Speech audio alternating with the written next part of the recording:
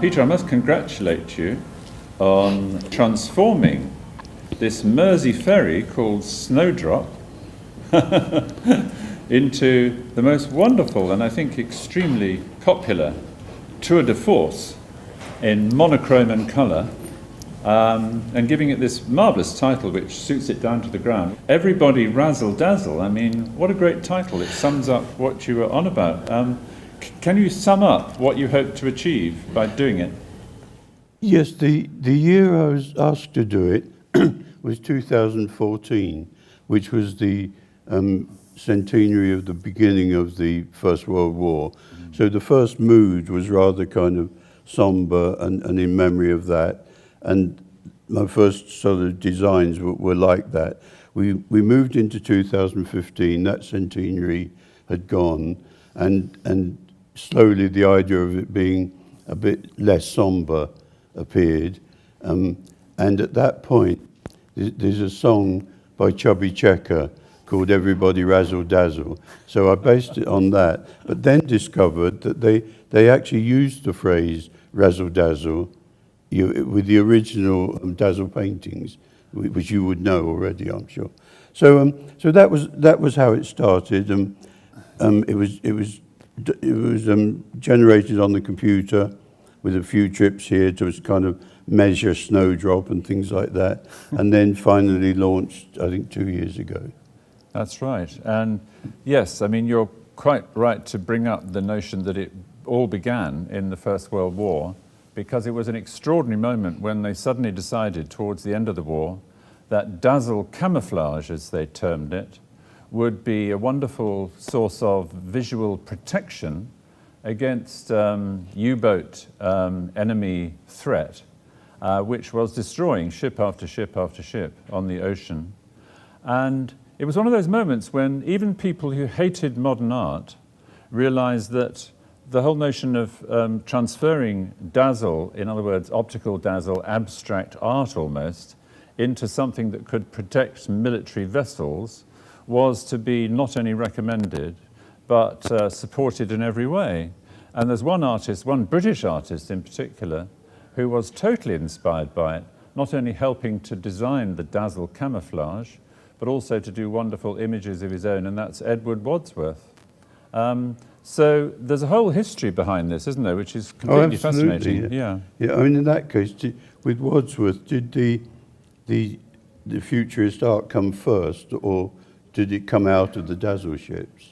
It very much came first. He was a vorticist with Wyndham Lewis and William Roberts and all the others in 1914. Yeah, and then very soon indeed became involved in the war effort. So it must have occurred to him that what he was doing anyway was a good idea to put onto the ships. And it was explained to me that it wasn't ever meant to hide them, to camouflage them. It was to confuse the enemy, that you couldn't calibrate a gun, for instance. You couldn't see quite where the ship was, and you couldn't see which way it was going, which was the front or the back. So it was about confusion rather than hiding the ship. Absolutely, nothing to do with hiding at all, just to do with just bewildering. Yeah. The guy who was trying to aim at it, which is a very interesting thing indeed, isn't it? Yeah. It almost looks forward, doesn't it, to Bridget Riley and Op-Art in a funny way. I mean, eventually doing the designs of the ship, I looked at a lot of dazzle ships, and a lot of my motifs came from that. But it is obviously also an influence of kind of broad pop art and op art. Certainly there's an element of Bridget Riley. And I think she should do the next one. And whether she would be prepared to, I'm not sure. But I think she'd do a great one. That's a very, very good idea. And did you ever dream, Peter, when you were growing up in Gravesend boy, did you ever dream that you would end up doing a Mersey ship in Liverpool? Well, it's been. I'm from Dartford, actually.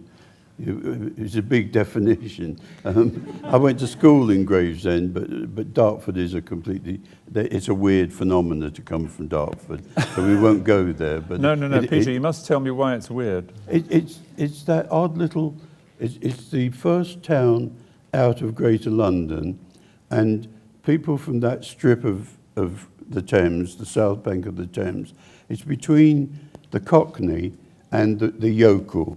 So it's a kind of weird mixture of Cockney and yokel, and produces people like me, Mick Jagger, people like that. So, but I mean, this has been a particularly kind of fascinating couple of years in terms of applied art, because within that time, I first did a bus for the CCA, the pop art bus, and earlier, about a year ago, I designed a car for Bentley for an auction. That I did a design for that, and the ferry, and then at the moment there's on the Mandarin Hotel in London. There's a complete wrap of the whole building. You're like 5 stories high, which is.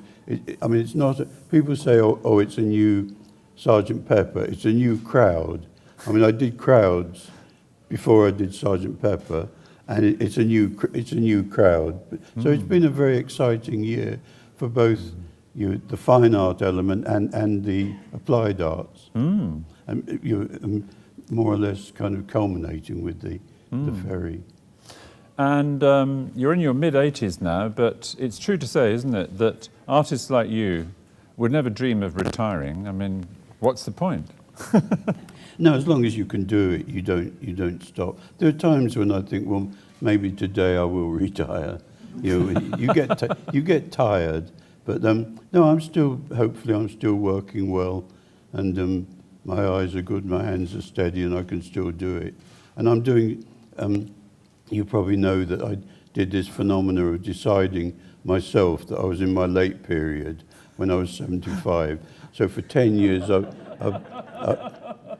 rather than someone tell me when it is, I decided I was into it. So part of being in your late period, and with most artists it happens, is you go a bit balmy.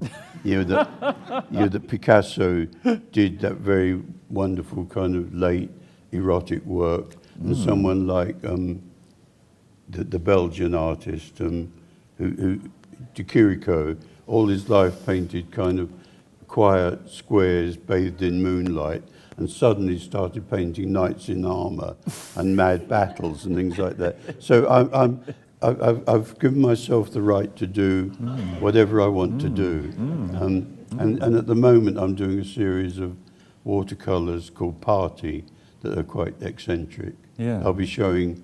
I have 2 shows scheduled.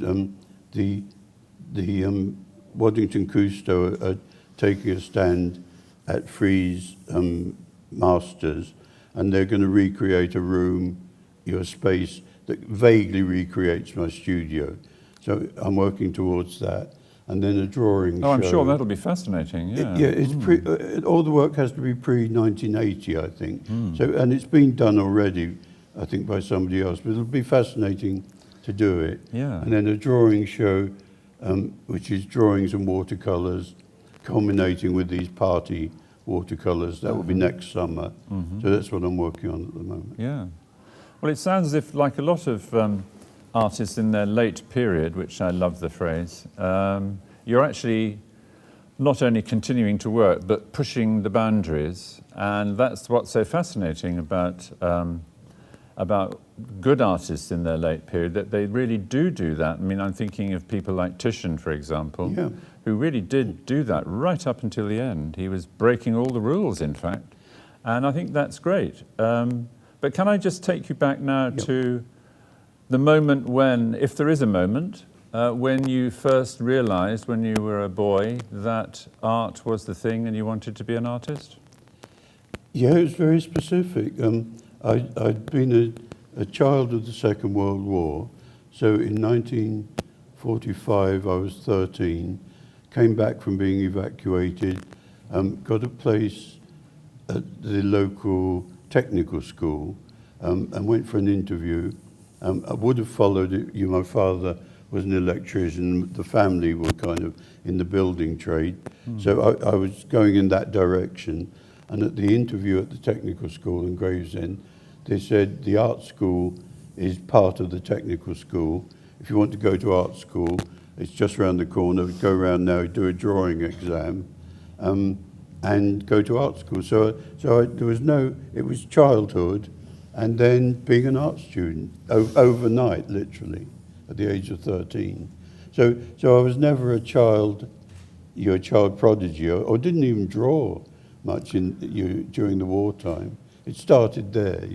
I'm actually astonished to hear that, Yeah. because so many children do draw and they do paint, don't they, when they're really very young indeed. Yes, I mean, I was 7 when I was first evacuated, and there was no encouragement. There was no paper, for instance, or pencils, so there was no way of drawing, and no one to suggest I did. So it really only started then. Was that very grim, the period of evacuation? It was. It's a long story and it's quite boring. But I mean, it's fascinating in a way, but there's too much to talk about it now, I think. But it was grim, of course. I mean, to be 7 and to know the war was on and not to know when it was going to end. And I lived through a war, yeah. Yes, you certainly did. And as a teenager, I think it's safe to say that you had a kind of early epiphany when you started listening to your dad's collection of swing records. That's it, yep. That was my introduction to music, that he was a great fan of swing. And I went to the local, once I started at Gravesend School of Art, I went to the local jazz club in Dartford, which when I first went, the musicians played swing, Woody Herman and people like that. And suddenly bebop happened, and people like Dizzy Gillespie and Charlie Parker, the British bands were playing their music. So I was right in at the very start of a wonderful kind of new start in music, and it's always been a great influence on me and love of modern jazz. In fact, you joined something called the Dartford Rhythm Club. That sounds pretty groovy, to use a period word. Well, they got groovier. Once bebop happened, you had, in Blackheath in northwest Kent, you had the Bop House, Black Fen, which was pretty groovy. And usually they had names incorporating the word bop. But I was coming up to London, to kind of the Flamingo and the 51 Club and the Club 11, and listening to the great early modern jazz bands. Funnily enough, do you think that jazz has an influence of any kind on Razzle Dazzle? Yes, I mean, you could call it. It could. The word jazz could have been used in connotation. It easily could have been called a jazz ship or something. Yes. Absolutely, yeah. Yes, it's true, isn't it? Yeah.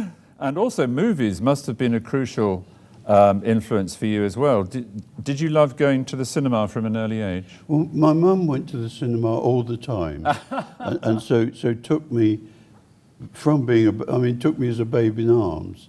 So some of my earliest memories are of being kind of in the cinema watching Shirley Temple or the Bowery Boys or something like that, and so it was.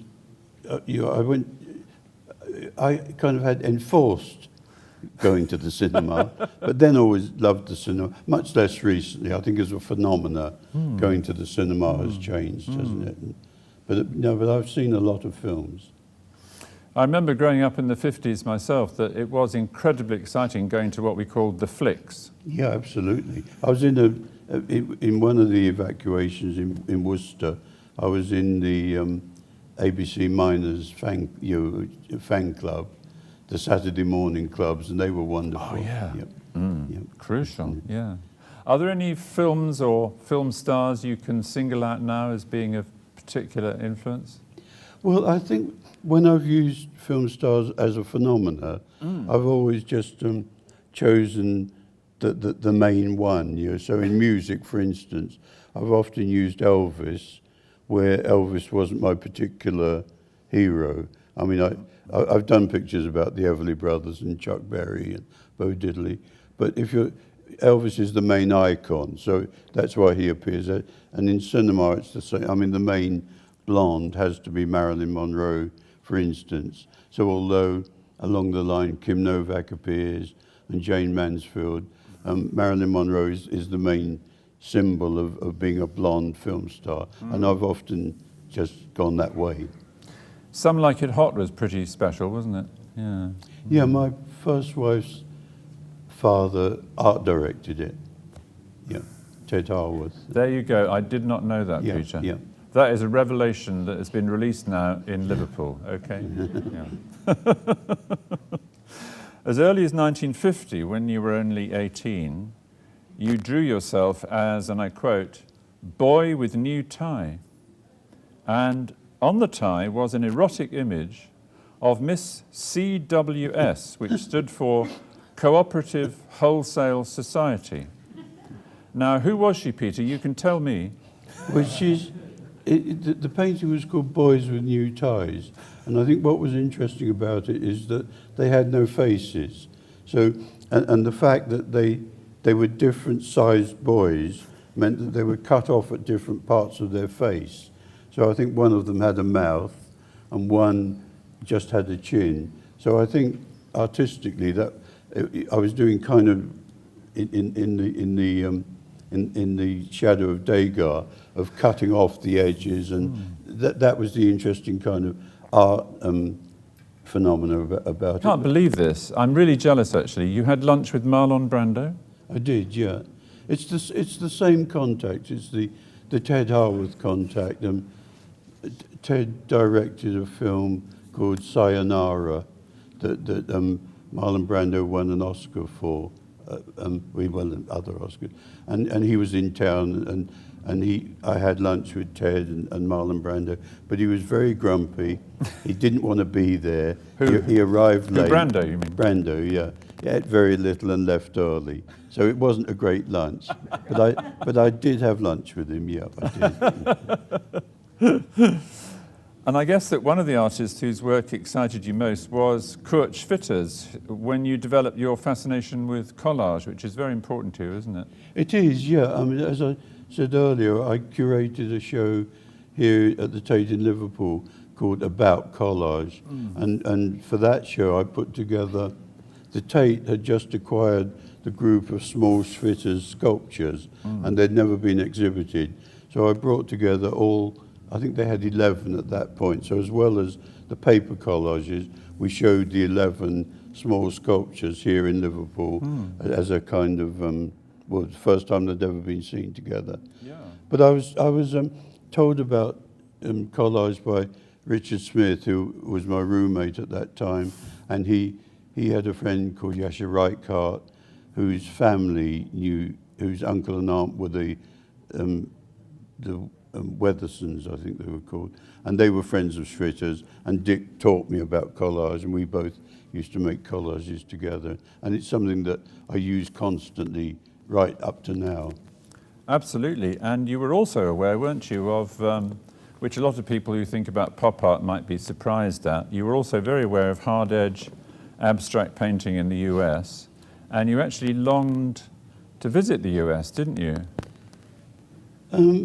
Yes, I think I was involved certainly with the American painting. There was a great show of American art at the Tate in '56, which I went to, and I was very influenced by people like Ben Shahn and the Magic Realists, the American Magic Realists. But most of my contemporaries, certainly at the Royal College, were influenced by the American hard edge painters, and therefore I knew what it was all about. I was a kind of mascot to that group, you know. So Bill Green and Dick Smith and Robin Denny, they put up with me, but I was a kind of mascot, you know. They put up with me as a friend, but I never belonged to them.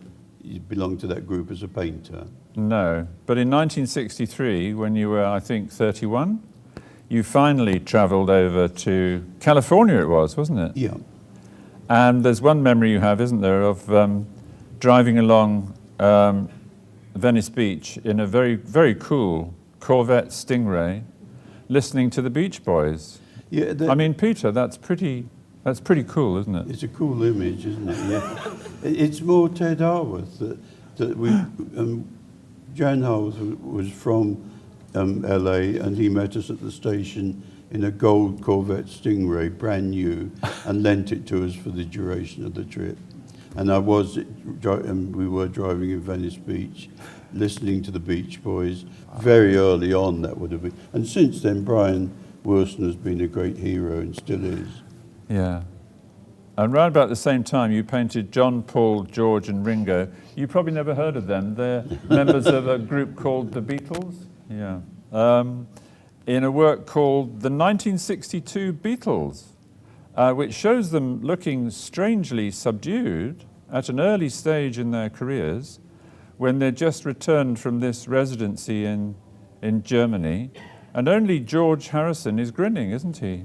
I think so, yeah. Now, why was that? It was painted in '63, but called the Beatles '62, because it was, and they were photographs taken from a fan magazine, so it wasn't my fault whether they were smiling or not. So it was taken straight from Boyfriend or something like that. Yeah. And I think the interesting thing about it really was that it was so early. It was almost before they broke as a band. I mean, designing the sleeve for Sergeant Pepper came later, of course, in 1967. And this blend of waxwork figures and photographic cutouts, more than 70 icons from that era, that was a very ambitious thing to take on, wasn't it? Yeah, I suppose I made it more ambitious than it needed to be. I mean, the fact was that it wasn't a collage, it was built. It was like a stage set. So all the figures in it were life size. So it was all the various lists of people were made by the Beatles and myself and Robert Fraser. And then it was all put together and the images were made on life-size cutouts fixed to the wall. And then, because I'd been working with Madame Tussauds, we borrowed some Madame Tussauds. We borrowed Sonny Liston and the English blonde, Diana Dawes, yeah. Thank you, Chrissy. Chrissy's always there to remind me. And then it was built in the studio. So it probably could have been done in an easier way, I imagine. Absolutely, but it sounds like a fairly massive monumental sculpture in a funny kind of way, doesn't it? It was, and the next morning, it was done in Michael Cooper's studio, and the next morning, he broke it down, and he and Robert Fraser took most of the stuff away, and I later acquired Sonny Liston. And originally, I had about 8 cutouts. I'm now down to 2. I've got Max Miller and Richard Lindner, the American artist. And they were dispersed. Robert kept a lot. They've come up in auction since. And it was a surprisingly expensive thing to do, wasn't it, as well? We're getting into a dangerous area here. Because I was paid very little. I mean... can we say how much, Peter? Well, I've stayed away from the whole celebrations this year in a way because I don't want to be a grumbler. I don't want to upset the party. So I've tended not to do anything. I was paid £200, and the big problem was that Robert Fraser, who was probably stoned, signed on my behalf a contract signing away my copyright. So it's always been a problem that I've never been able to use it, but not only that, the Beatles have been able to use it without ever paying me anything. So it's been used again and again and again, and it's a sore point, and it's a sore point that died away, but it's all come back this year with the 50 years. I'd kind of accepted it and given up on it, but. And Robert Fraser, but it was expensive to make, yeah. But I didn't get any of it. And Robert Fraser, we ought to add, was a key character of the period, wasn't he?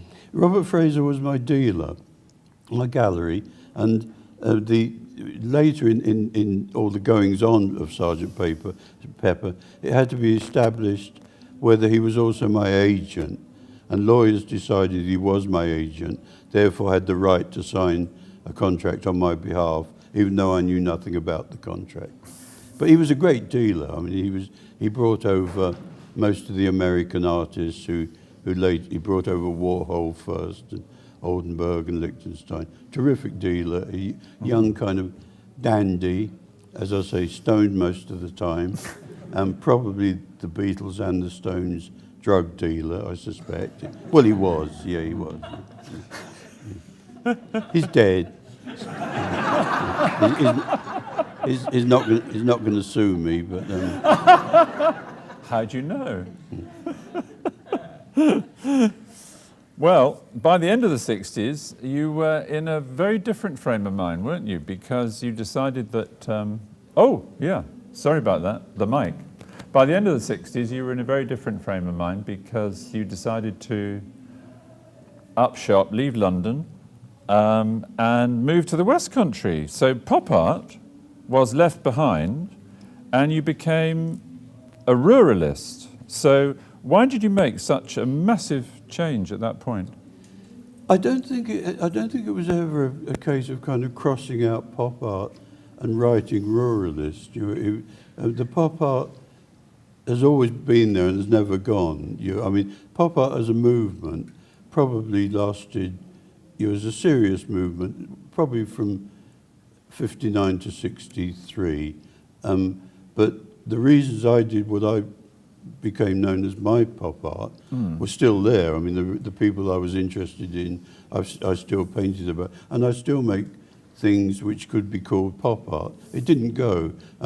But the move from London, I think there was a general kind of exhaustion from the 60s, and a lot of people moved out.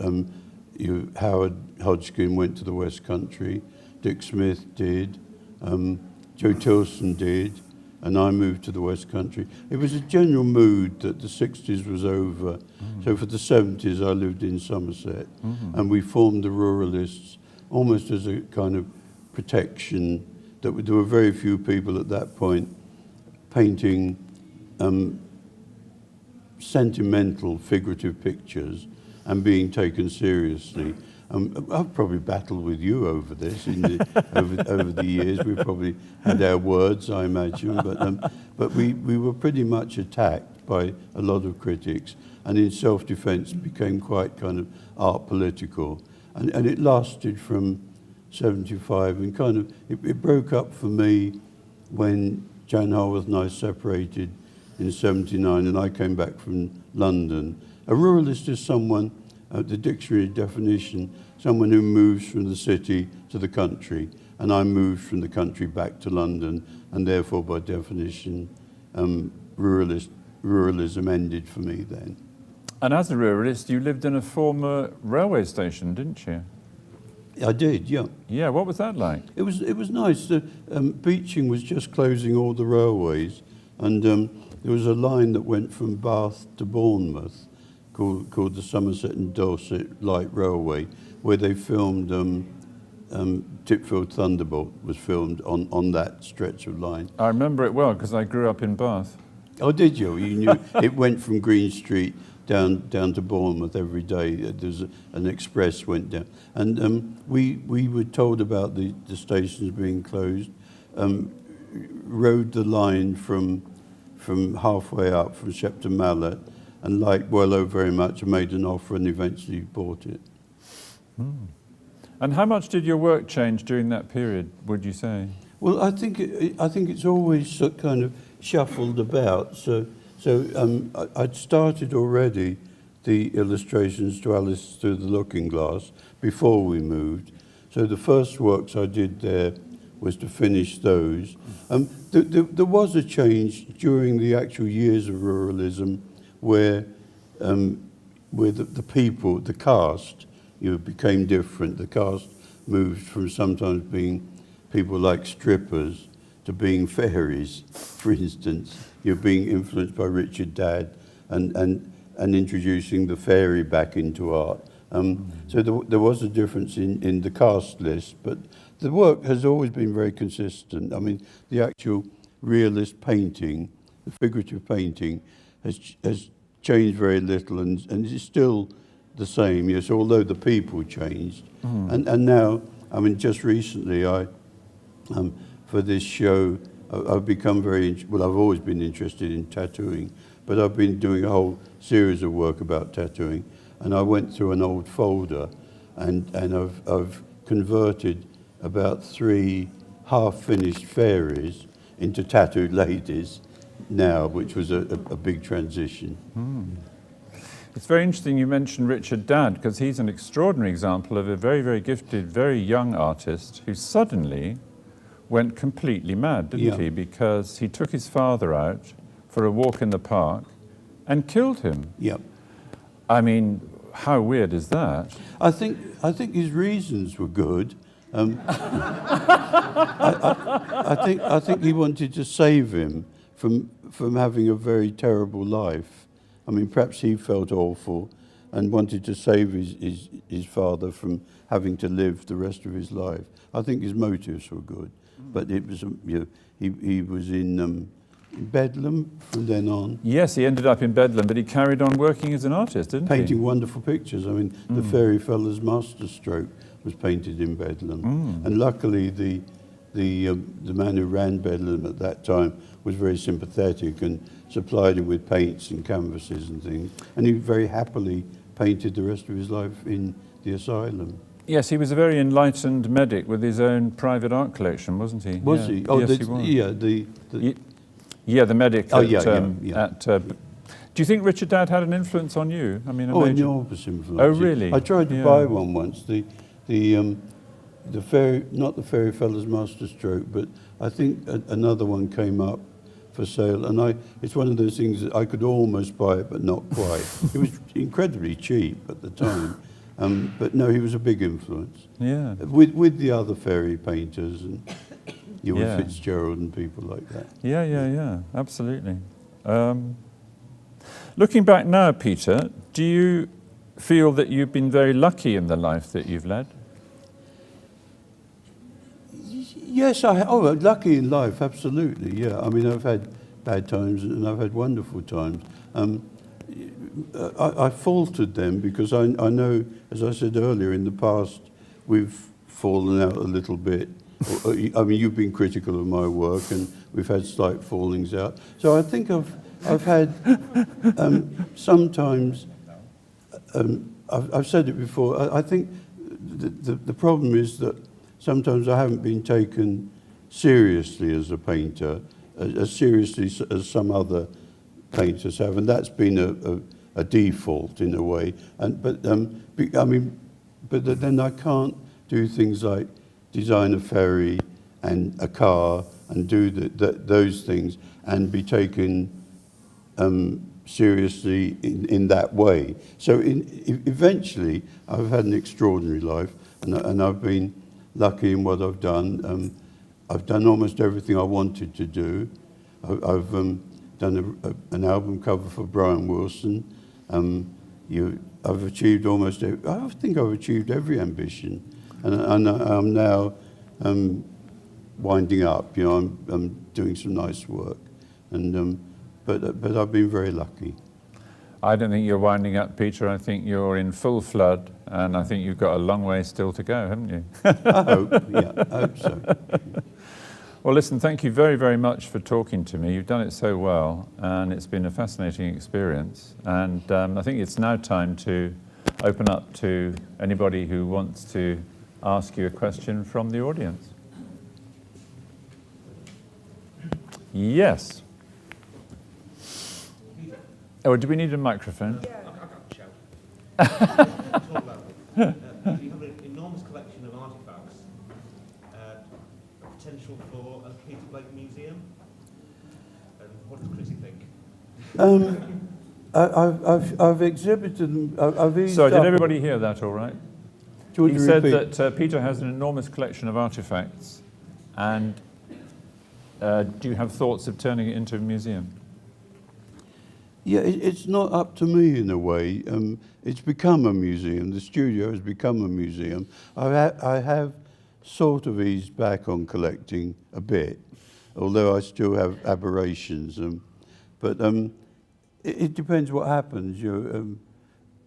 My thoughts are to have a great big auction, but we'll see. It's not up to me. How many artifacts do you have in the collection? Thousands. I mean, No, I want a more precise. millions.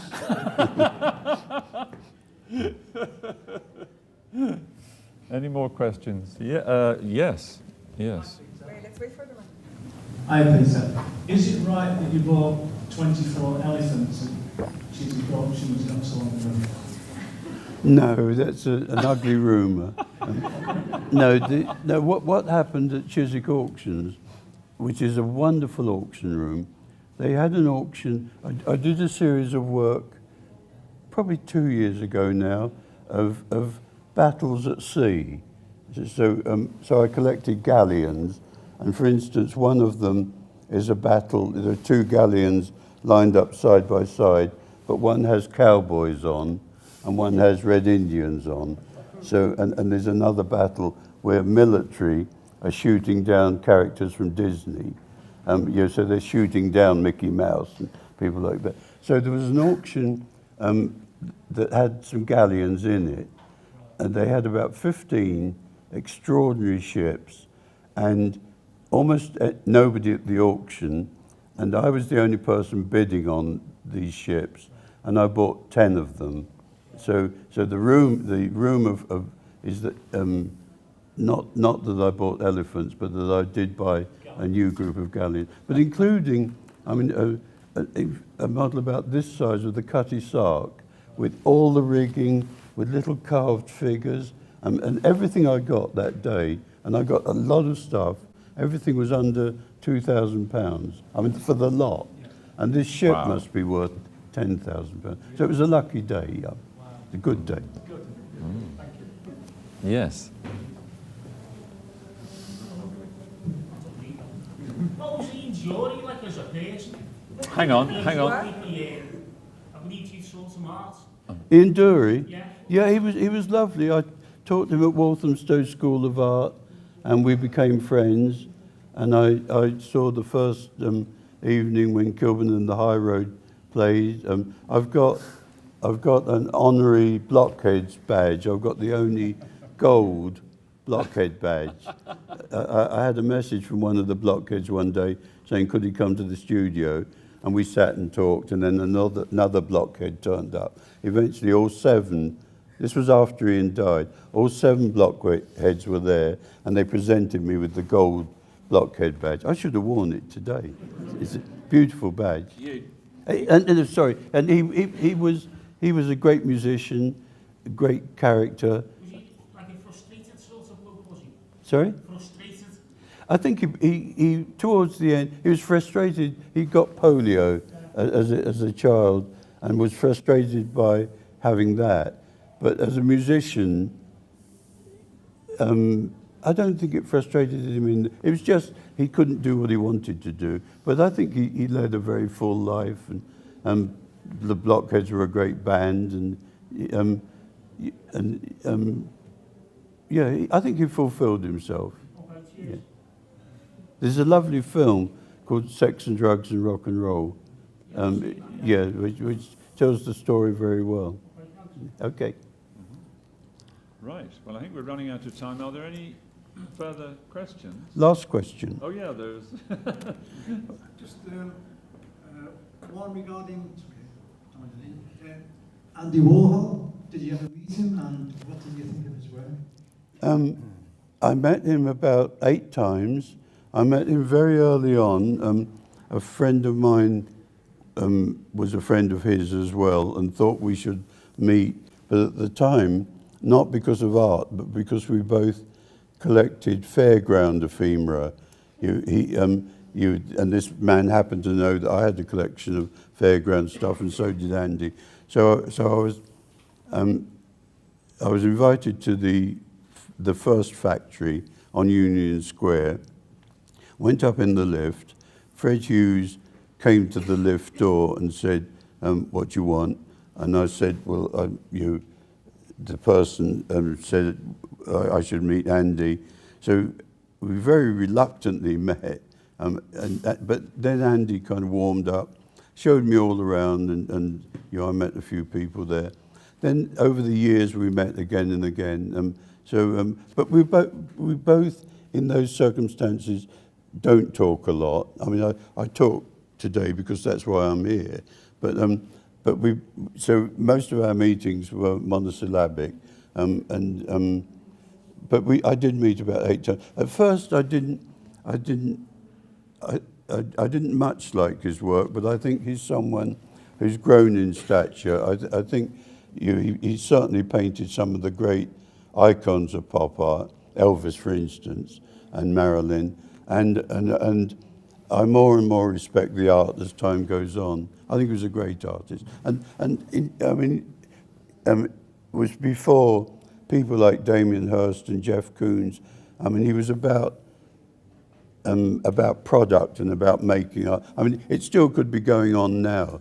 The factory could still be working, running off prints. There must be a list of who Andy liked. They still could make them, and someone could still sign. I'm not suggesting that is happening, but I think what he did was extraordinary. Yeah. Right. Well, I think there was one last girl over there. Yeah, if we there did was. do Yeah. that one. Sorry, can you speak up? It was just from a contemporary point of view, really. Is there anybody that you think currently is maybe provoking as much as that pop movement of Houghton and yourself, or anybody you think in 100 years from now will sort of be sitting there and will be having the same? Yeah, I kind of stopped with the YBAs in a way. I mean, I'm a great admirer of Damien Hirst, and always will be. I mean, in the way that I'm an admirer of Warhol. But I have to confess that I mean, our daughter Rose is coming up to 30 and is an artist, and through her I know about what's going on. But I don't know very much about what's going on in the art schools or which young artists are coming through. I think there's a point where you can't. It's like with music, you just simply can't keep up and shouldn't. I mean, at 85, I shouldn't be knowing what's going on, really.